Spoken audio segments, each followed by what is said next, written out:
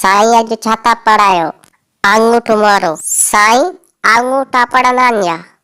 पोइ हक़ ते बाबा साईं चवंदो आहे, छोरा कुझु अदब सिख। साईं अदब छा थींदो आहे? मां त पहिरें चकर पियो ॿुधां।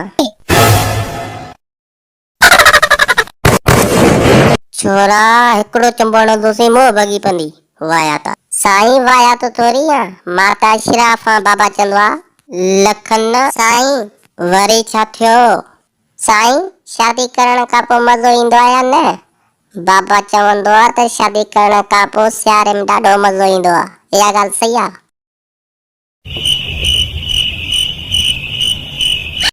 साईं छा थियो? साईं इहा ॻाल्हि सची आहे? कहिड़ी ॻाल्हि? साईं जेकी अयाज़ मुगेरी ॻाल्हि कई कोन्हे शादीअ में मज़ो। साईं तव्हांखे कहिड़ी ख़बर आहे?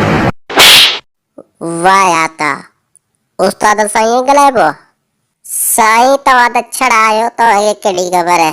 हैं अयाज़ मुगेरी तोखे कहिड़ी ख़बर मां छड़ो आं? साईं मूंखे ओन ॾहे ॿुधायो। तोखे ओन ॾहे न अयाज़ मुगेरी ॿुधाईंदो सकरन वारे। साईं वाकई तव्हां छड़ा आहियो? हैं लखन लत ॾेई छोरा अञा त मुंहिंजी उमिरि ई कोन्हे, अञा त मां ॿार आं। साईं तव्हां ॿार कोन आहियो, पोड़ा थी विया आहियो। तव्हांखे हाणे छोकिरी ॾींदो केरु? साईं सच वॾो कड़ो आहे। छोरा फज़ीलत सिख। साईं मूंखे बाबा चयो सच वॾो कड़ो आहे। साईं जो हाणे कम लही वई, हाणे छड़ो मरंदो। छोकिरी हाणे ॾींदुसि केरु?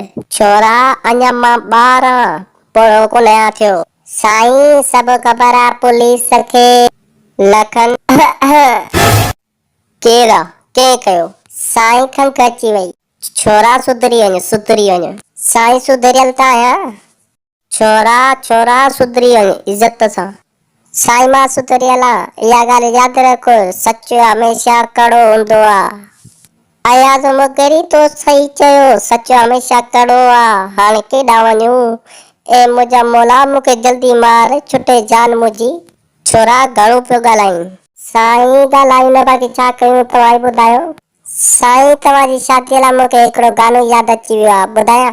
न साईं तव्हां घणो ज़ोर कयो पिया त खणी ॿुधायां थो भला। पापी पापी पापी चूलो, पापी पापी पापी चूलो, पापी पापी पापी चूलो। साईं कीअं लॻो गानो, ॿुधाए भला। लखन लख